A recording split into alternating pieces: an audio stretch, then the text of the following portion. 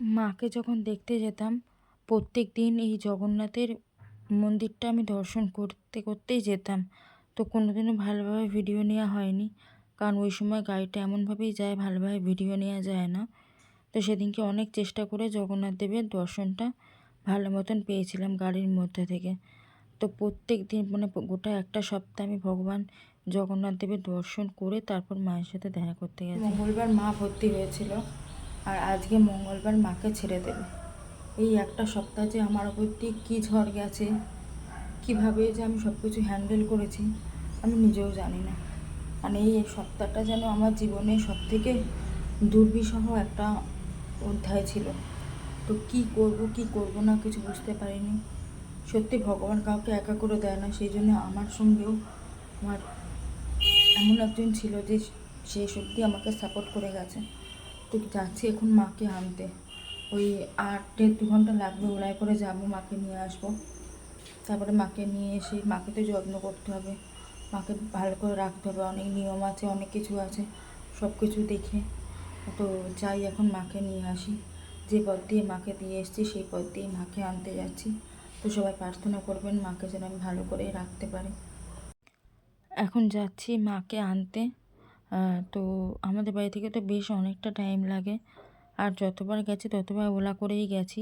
গোটা একটা সপ্তাহ আমরা ওলা উবেরে করেই গেছি, কারণ এমনি কেটে কেটে যাওয়ার থেকে তারপরে আবার কিছুতে করে ফেরা, মানে এত কেটে কেটে যানবাহনের থেকে আমার মনে হয়েছিলো ওলাটাই সব থেকে সুবিধা হবে, সেজন্য ওলায় করেই যাওয়া আসা করেছি।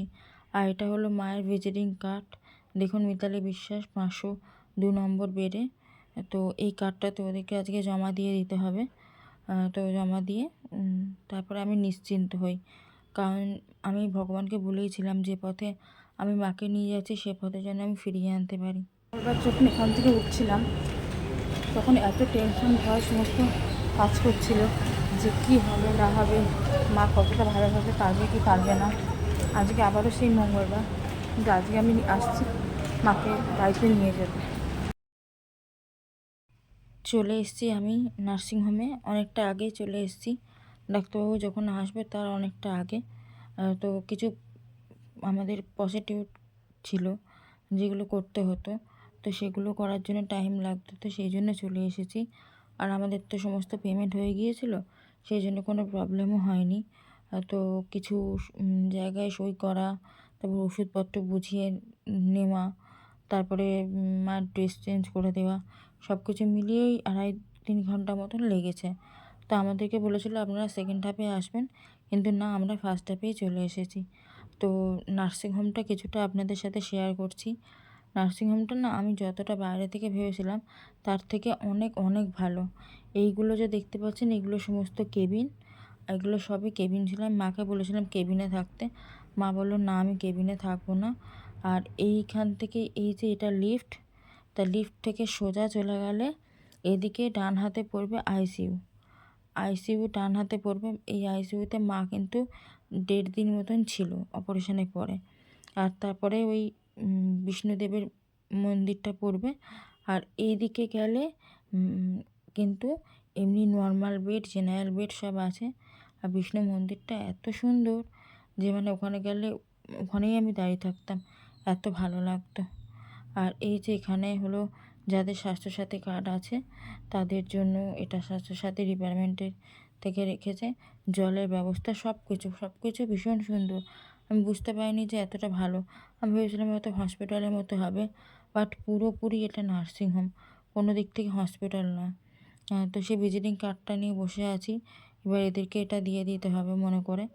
আর এত বৃষ্টি হচ্ছে কি বলবো, মানে বেরোতেও পারছি না, কিছু না। এদিকে মাকে রেডি করে দিয়েছে, এই যে মা শুয়ে রয়েছে, মার নাকেটাকে সমস্ত খুলে দিয়েছে। আর ওরা এটা দিয়ে দিয়েছে, এটা হলো ডিসচার্জ কার্ড, সেটা ওরা দিয়ে দিয়েছে।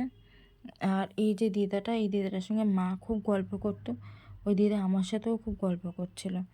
তো যাই হোক, একে তারপরে চলে এসেছি একটু ভগবানের কাছে, কারণ ভগবানের কাছে আমি সারা সপ্তাহ পড়েছিলাম যে ভগবান যে রাস্তা দিয়ে আমি মাকে নিয়ে গেছি সেই রাস্তা দিয়ে যেন আমি ফিরিয়ে নিয়ে যেতে পারি।